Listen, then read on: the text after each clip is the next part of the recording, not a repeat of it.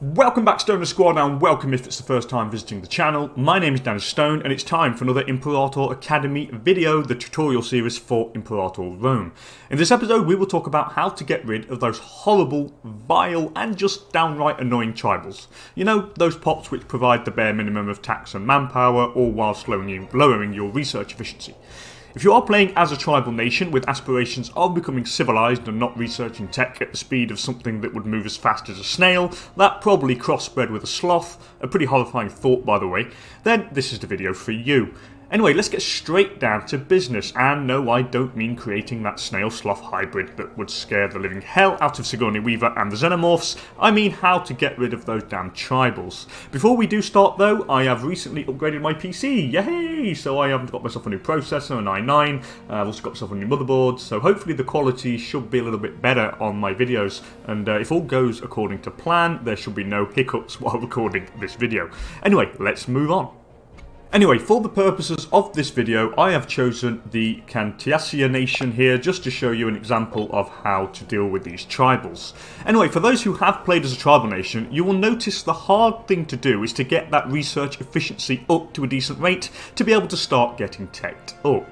I mean, I'll show an example here. I mean, Jesus Christ, the research rate of this nation that I've taken, Cantiasia at the start, is only 22.6%.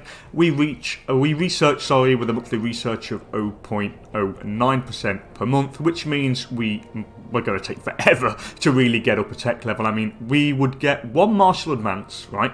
We'll be finished in September 502. That's 52 freaking years. That is insane. And I mean, that's just awful, and we need to get that up. Anyway, this slow research efficiency is down to the fact that as a tribal nation, your realm is, well, basically made up of mostly of tribals, and they don't produce research, the citizens do.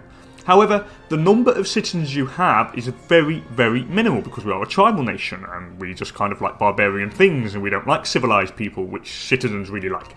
Thus lowering considerably your research efficiency because the speed at which you research is based on the proportion of citizens in your realm compared to the other categories of pops. To show you what I mean, just click on the nation overview and I'll show you. And you can see that they have a kind of a pie chart here that determines the percentages of different pop types in your realm.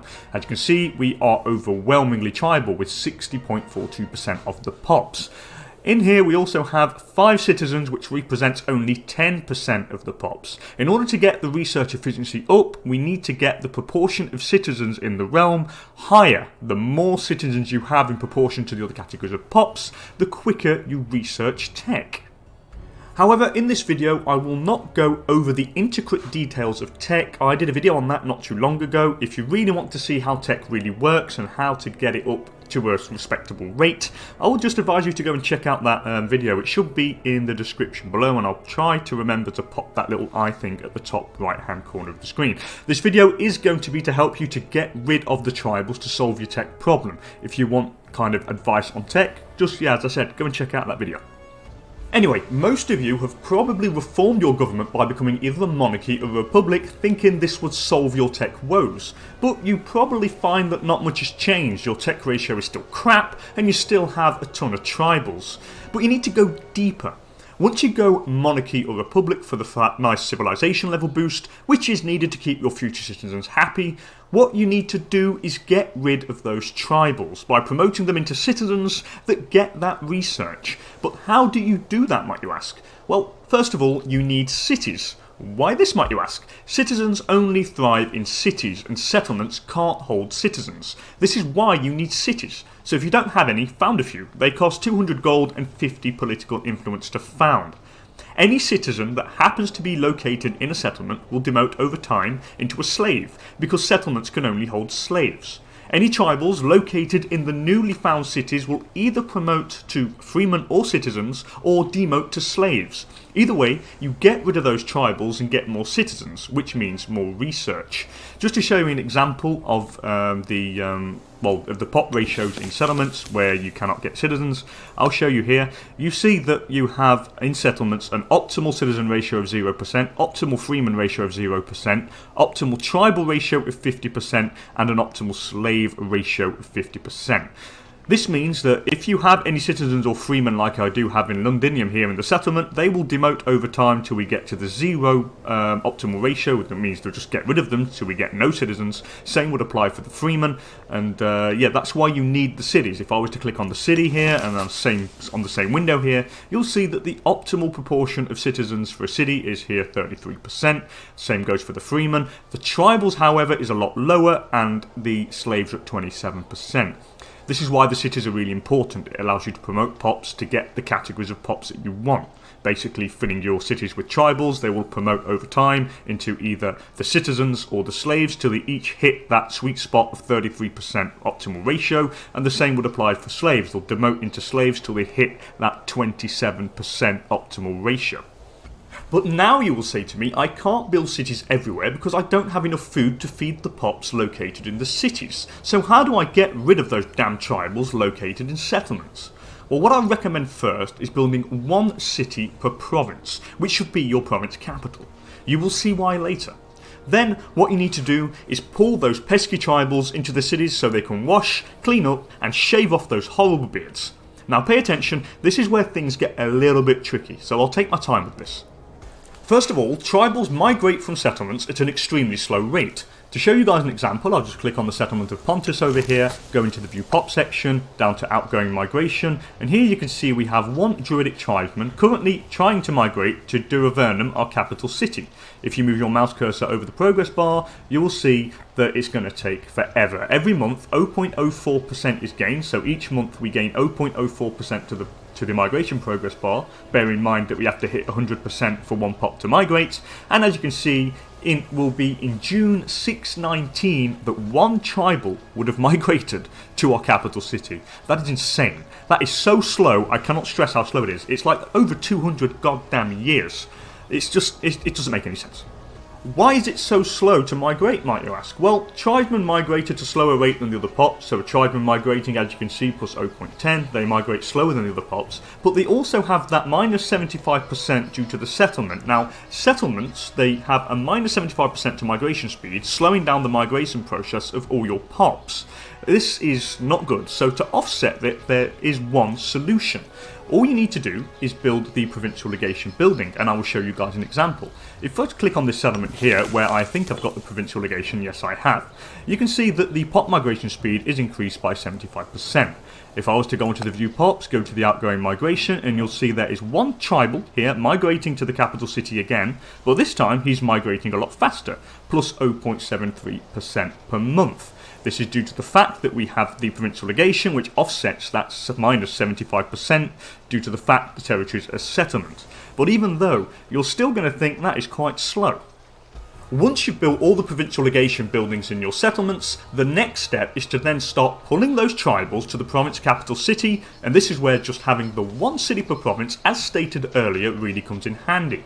To do this, change your governor policy to centralised population.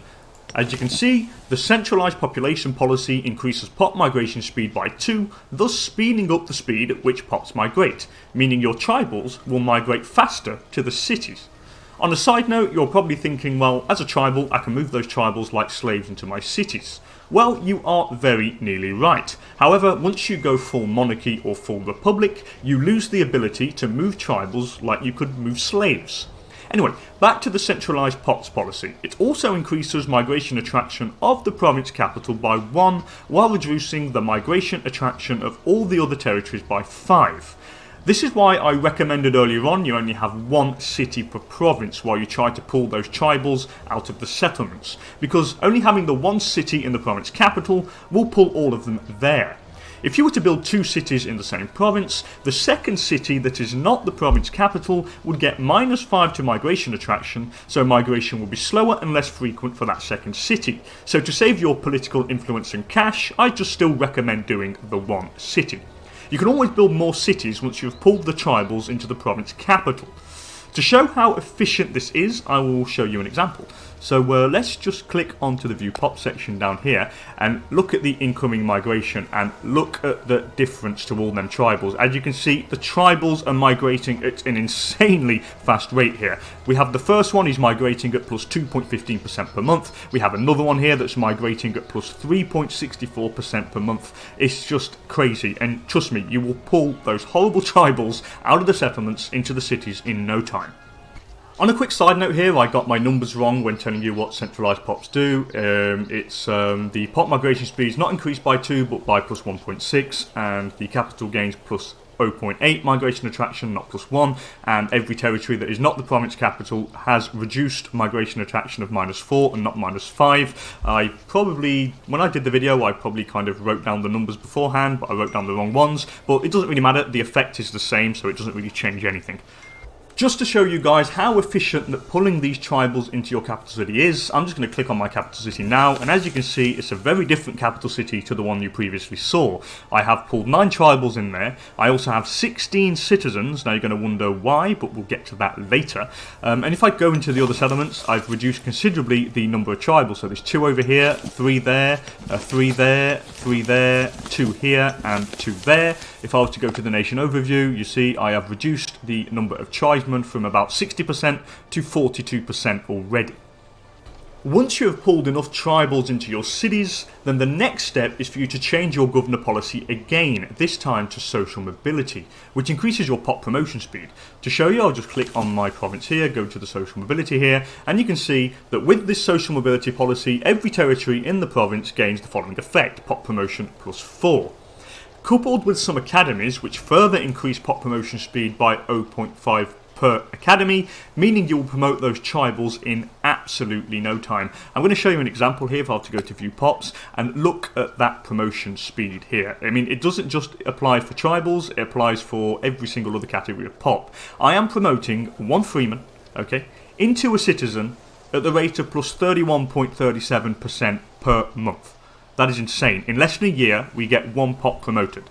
The same thing applies for the tribals. It will be a little bit less than the freemen. I think it will be like somewhat like between 20 and 25%, but it will be insanely fast.